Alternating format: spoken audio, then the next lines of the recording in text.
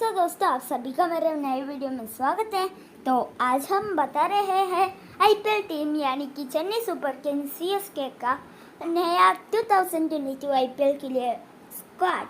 तो ये targeted player list भी आप कह सकते हैं, क्योंकि 100% श्योर नहीं है, क्योंकि ऑक्शन अभी आने ही वाला है। कोई भी टीम इस टारगेटेड प्लेयर से एक भी प्लेयर ले जा सकता है, तो ये श्योर नहीं है। पर मैं कह रहा हूँ ये स्क्वाड भी 90% हो सकता है चेन्नई टारगेटेड प्लेयर्स पे। चेन्नई एक बार तो इसके लिए बिड करेगा और 90% भी श्योर है। अब हम बढ़ते हैं प्लेयर के ओर। पहले हम बैचेस की ओर जाते हैं। तो आपको एक बड़ी बैटिंग लाइनअप दिखाई दे रहा है, यानी कि पहला प्लेयर है रुद्राज गायकवाड और दूसरा प्लेयर है ईशान किशन और तीसरा प्लेयर है श्रेयस अय्यर और चौथा प्लेयर है डेविड वार्नर और पांचवा प्लेयर है एमएस धोनी। अब हम जाते हैं ऑलराउंडर्स की ओर।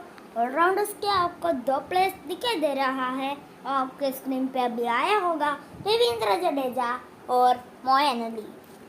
इन दोनों प्लेयर्स पिछले बार भी चेन्नई के लिए खेला है, यानी कि 2021, ठीक है। अब हम जाते हैं बाउलर्स की ओर। तो बाउलर्स भी आपके स्क्रीन पे अभी दिख रहा होगा, यानी कि कैगिसो रबाडा, मिचेल स्टार्क और लोकी फर्गुसन। और लास्ट बॉलर आपको पता ही होगा आप कौन है, हमारे सबका favourite bowler of the KKR Kuldeep Yadav.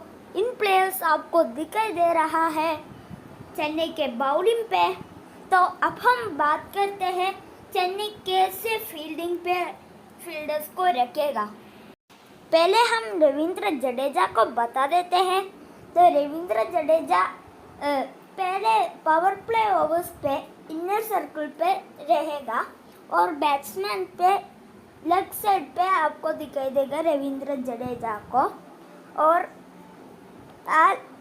Leg side पे आपको दोनों साइड्स के सेंटर पर दिखाई देगा रवींद्र जडेजा को, यानी कि आपको स्क्रीन पे दिखाई दे रहा होगा मैं बात करने के समय पे ही।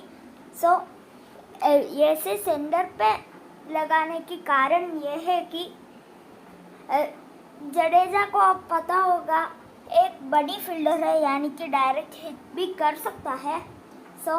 ऐसे एक फील्डर को पावर प्ले पे इनर सर्कल पे रखना ही अच्छी बात है, और डायरेक्ट हिट भी अच्छे से कर सकता है और कैचेस भी मैक्सिमम पावर प्ले ओवर्स पे आप देख रहा होगा। तो बैट्समैन सेंटर या कुछ सेंटर से कुछ लेफ्ट या राइट साइड मारेगा, तो डाइव करके भी कैच कर सकता है रवींद्र जडेजा।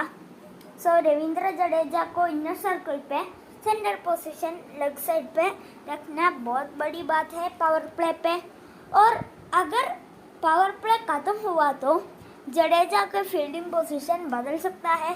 जैसे ही आपको पता होगा डुप्लेसिस अभी टीम पे नहीं है, तो एक बाउंड्री लाइन के कुछ आगे ही होगा जडेजा को रखेगा, क्योंकि लॉफ्टेड शॉट मारने वाले बहुत अच्छे बैट्समैन होंगे सारे टीम पे। तो उसको कैच पकड़ने के लिए जडेजा को लेग साइड पे आपको लेग साइड पे कोई भी बाउंड्री लाइन वाला एरिया पे दिखाई देगा। अब हम बात करते हैं बाकी के लोगों के फील्डिंग्स पे। तो एमएस धोनी हमेशा की तरह विकेट कीपर पे लगेगा, पर ईशान किशन कहाँ लगेगा वो एक बड़ी चॉइस है, तो वो मुझे नहीं पता। पर हमारे अगले टॉपिक भी है, वो भी हम बता देते हैं, क्योंकि ये टॉपिक पे मेनली जडेजा का फील्डिंग ही बताना था। तो अगला टॉपिक ये है कि कुछ प्लेयर्स जो इस स्टार्टिंग 11 से कोई भी प्लेयर्स के बगैर आ सकता है। इनमें से हमारे बड़ी नाम्स आ रहे हैं, यानी कि फाफ डुप्लेसिस जैसे प्लेयर्स दिखाई देगा। तो मैं सच में कौन कौन से प्लेयर्स हैं वो बता देता हूँ। तो पहला प्लेयर है फाफ डुप्लेसिस, और वो भी ईशान किशन के बगैर हार सकता है, क्योंकि कारण यही है ईशान किशन से भी अच्छा बैटिंग डुप्लेसिस कर सकता है, और ईशान किशन फील्डिंग पे रखने से भी अच्छा विकेट कीपिंग पे रखना होगा। तो एक अच्छा फील्डर भी है, अगर फील्डिंग पे ईशान किशन को रखा तो ड्रॉप कैचेस हो सकता है, पर कभी भी कैच ड्रॉप नहीं किया है डुप्लेसिस, तो डुप्लेसिस ईशान किशन के रिप्लेस ले सकता है, और डुप्लेसिस चेन्नई पे वापस आएगा मेगा ऑक्शन पे। ऐसे भी बहुत सारे न्यूज़ेस आ रहे हैं, पर ईशान किशन का बिग नेम पहले से ही रहा था सीएसके पे, इसलिए मैं ईशान किशन को कहा था, पर यहाँ डुप्लेसिस के भी चांसेस है। सो पहला प्लेयर है फाफ डुप्लेसिस। तो दूसरा प्लेयर यहाँ आ रहा है आपको आ रहा है डेविड वार्नर के बगैर, क्योंकि डेविड वार्नर उतना अच्छा बैटिंग नहीं किया, इसलिए डेविड वार्नर के बगैर यहाँ एक ओपनर के नाते शिखर धवन को भी अब दिखाई दे सकता है। वो भी डीसी का प्लेयर है, पर डीसी शिखर धवन को वापस ले आ सकता है। अगर आपने रिटेंशन लाइव पे देखा है तो मैं सिर्फ सारे दिल्ली के प्लेयर्स को अपने टीम पे ले आएंगे, ऐसा दिल्ली कैपिटल्स का कोच ने कहा था। रिटेंशन लाइव आप देखे हैं तो आपको पता ही होगा। तो तीसरे प्लेयर की ओर हम बढ़ते हैं। तो तीसरा प्लेयर पे हमें दिखाई दे रहा है रवि बिश्नोई। तो रवि बिश्नोई को आप लॉकी फर्गुसन या कुलदीप यादव के बगैर देख सकता है। दोनों प्लेयर्स केकेआर के हैं, और दोनों प्लेयर्स से भी अच्छा बिश्नोई खेल सकता है, पर मुझे लग रहा है कुलदीप के बगैर बिश्नोई आ सकता है, वही है बहुत बड़ी चांसेस। तो हमें कहना है, और अभी भी 2 प्लेयर्स बाकी है। तो एक है हमारे सबका फेवरेट सिमरन हेटमायर। तो सिमरन हेटमायर मुझे लगता है श्रेयस के बगैर आ सकता है, और सिमरन हेटमायर का प्लेस श्रेयस ही होगा, क्योंकि बाकी के कोई भी बैट्समैन नहीं है।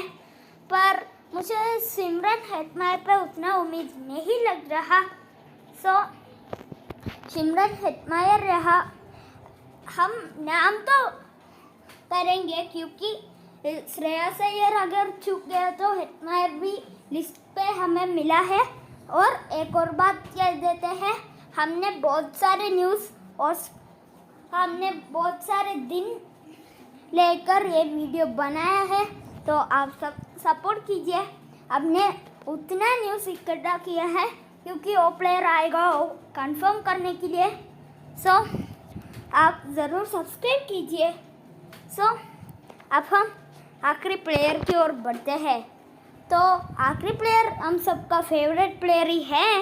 सो 2 प्लेयर्स है इन लिस्ट पे, यानी कि शार्दुल ठाकुर और जॉश हेजलवुड। तो मुझे लगता है जॉश हेजलवुड ही आ सकता है, क्योंकि शार्दुल से भी अच्छा बॉलर है। तो जॉश हेजलवुड के नाम मैं लेता हूँ। सो इतना प्लेयर सब्स्टिट्यूट्स आ सकता है, पर हमें लगा 11 प्लेयर्स अब हम बता देते हैं। यानी कि पहला प्लेयर है MS धोनी, और दूसरा है रुद्राज गैक्वाद, और तीसरा प्लेयर है श्रेयस अय्यर, और चौथा प्लेयर है डेविड वार्नर, और 5वां प्लेयर है ईशान किशन। और बाकी के ऑलराउंडर्स देखे तो आपको 2 प्लेयर्स दिखाई दे रहा है, रवि जडेजा और मोइन अली। और अगला हमारे बाउलर्स देखे तो हमें कंफर्म नहीं है तो भी, पर हम कह देते हैं कैगिसो रबाडा और लॉकी फर्गुसन, मिचेल स्टार्क, और आखिरी है कुलदीप यादव। तो इतना ही है हमारा आज का वीडियो। ये CSK स्क्वाड वीडियो है, तो इसके लिए हमने बहुत कड़ी मेहनत की है। हमने एक हफ्ते का प्रयास किया है इस वीडियो बनाने के लिए, उसलिए ही ये वीडियो का आप सब सपोर्ट करिए और सब्सक्राइब कीजिए, क्योंकि हम ऐसे बहुत अच्छे वीडियोस लाते रहते हैं। और अब हम ये वीडियो ख़त्म करते हैं और अगले वीडियो आने तक आप इंतज़ार किए। तब तक के लिए गुड बाय।